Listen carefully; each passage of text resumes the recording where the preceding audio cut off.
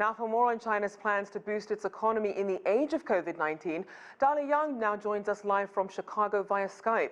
He's a professor in the Department of Political Science at the University of Chicago. Welcome back to the show. Good evening. So I'd like to start with your major takeaways from China's government work report. Well, stabilization is the name of the game, given the crash in the economic output in the first quarter. So the leadership is very much focused on reducing the risks in terms of jobs, in terms of the economy, but at the same time trying to satisfy the goal in terms of elimination of poverty for the year. And so what are the priorities that the Chinese government is focusing on? Tell us about the future direction of the country.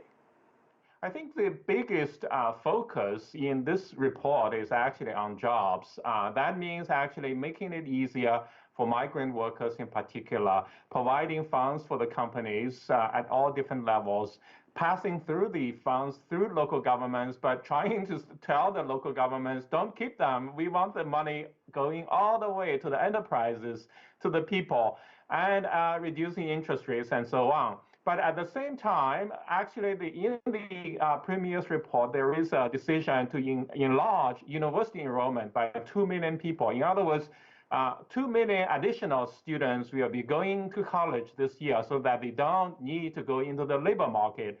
Actually, this was done in the Asian financial crisis, and this is being done today as well. But at the same time, the leadership is also keenly aware of the risks in terms of increased debt and other issues. So they are continuing to emphasize the importance of maintaining that kind of a balance.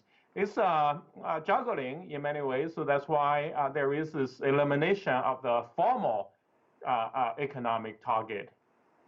And so given the context of what's happening in the world right now, what gauges are the most important to really measure the health of the economy, and how has that changed from previous years? I think fundamentally the risk is a political one. If the economy slows down this year, certainly, I mean, the Chinese economy can absorb it, and they have a lot of still actually room for increasing debt. There is a lot of savings in China still. So in that sense, actually, China can manage, and this is actually the first recession in many, many years, essentially. And of course, the economy is beginning to pick up after the COVID-19, the crisis, actually. But at the same time, however, the leadership is deeply concerned about the political ramifications in terms of job losses, in terms of imbalances in different regions as well. So that's why the emphasis is on stabilizing the job situation, creating opportunities for those who have lost their jobs, but at the same time, focusing in particular on the poverty elimination target so that the people who are truly poor can continue to be covered. I think actually so sort of part of this is there is also emphasis on making sure the 300 million people who are getting their pensions are being paid on time. This is an issue for in some local governments because the local governments are hard pressed as well. So I think actually a lot of the transfer payments will be from the central government going to the localities through some debt issuance and also increased budget deficit as well. And we have seen that to ensure a better employment, that the government will set aside some 50 billion yuan in subsidies, plus another 100 billion yuan on skill training. How would you characterize the current unemployment picture, and how far will this latest move go towards offsetting some of these pandemic-related job losses? Well, the official unemployment numbers in China are based on the urban. In other words, a lot of the informal jobs, the migrants are not included. Very often, in fact, they go back to the countryside. That serves as a sort of a cushion. So the job training numbers that you have referred to, therefore, they are there every year in the government budget. And also, they are actually designed partly also to promote actually enrollment in, for example, the kind of professional job training schools and so on. So there are some of those programming. But overall, however, it's the economy that's very dynamic and that allows people to transfer.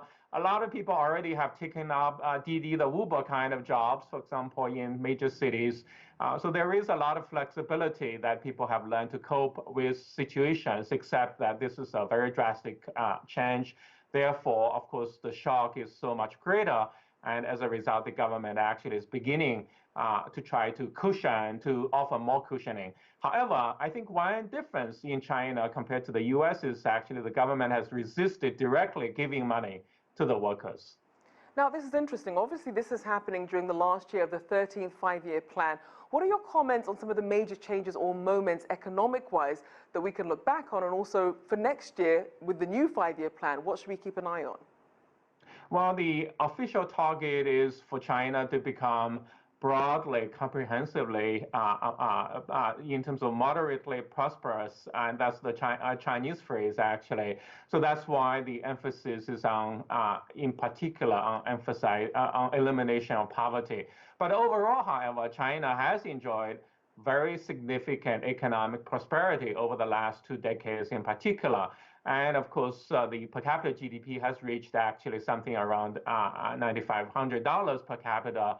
So this is very significant overall. So there's no denying China has done very well by the economy over the last 2 decades, and especially in the last 5 years as well, despite the slowing down in the economy.